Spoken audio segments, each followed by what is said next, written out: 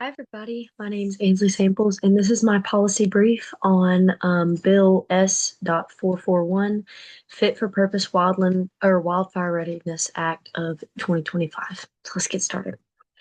So, the policy overall, um, Bill S.441 is essentially under the Presidential Executive Order 14308, and it is in regards to the USDA and the DOI identifying a way to consolidate and reconcile all of their wildland fire staff into a singular agency that is under the DOI. Um, this agency called the Wildland Fire Service is been the talk of the town in land management as of late. And Senator Sheehy from he's a Republican, and Padilla from California, he's a Democrat. Um, it's a bipartisan bill, and they have basically proposed the idea of consolidating at least all of the DOI agencies fire staff into one group. This bill does not address the USDA's fire staff. So the goals and methods of this bill, the goals are to create a Wildland Fire Service budget, to outline the qualifications for the chief of the Wildland Fire Service, and to identify resources and authorities to create the Wildland Fire Service. So this is all upper level management in the Wildland Fire Service to begin with. And basically what they're trying to do is consolidate the funding sources from all land management agencies into one fire pot, consolidate fire resources for easier dispatching out to incidents, and consolidate all wildland fire operations and streamline the ability to work across agency lines on incidents. So this bill falls short in a lot of ways. I was in a meeting uh, this past week on this bill, and every question that anybody had, the answer was, we don't know. And that is because this bill is ridiculously short. It has a lot of lack of direction. The bill does not adequately address collateral duties, habitat management, collaboration with the land owning agencies, because the Wildland Fire Service will not actually own any of the land that it is protecting.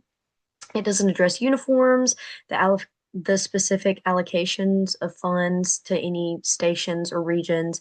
It doesn't readdress zoning, and it also does not it does not talk to any personnel on the ground. So this does not have a lot of support for personnel on the ground, because the people who are drafting this bill and supporting this bill, for lack of better terms, don't know what they're talking about. So each of the land management agencies in the DOI specializes in different types of fuel management, fire management, and of course, habitat management. They all have different mottos, different reasons for existing. They all operate under different authorities, and removing fire resources from their specialized agencies in which they receive agency training to perform tasks on that agency's land makes it extremely difficult for fire personnel to do their jobs in the stations that they're going to be at, considering the Wildland Fire Service does not own any land. They are not going to be creating any stations, and they are just going to be housed, from as far as we can tell, at the same station they currently sit at, just working for an agency that no longer is involved with the landowners of where they're working. So this bill is largely opposed by the USDA, mainly because the USDA does not want Forest Service personnel to join the DOI, and also DOI firefighters do not want to leave their agencies to join a wildland fire service. So the discussion on this, the executive order under which this bill falls and the bill itself, all ideas of consolidation of these agencies are ultimately seen by people in the field as just a roundabout way for the government to undermine the strengths and abilities of land management agencies. This is going to take a lot of funding away from land management agencies, and it's essentially using firefighters and other emergency personnel as a political pawn to reallocate funds and basically defund and de-staff land management agencies.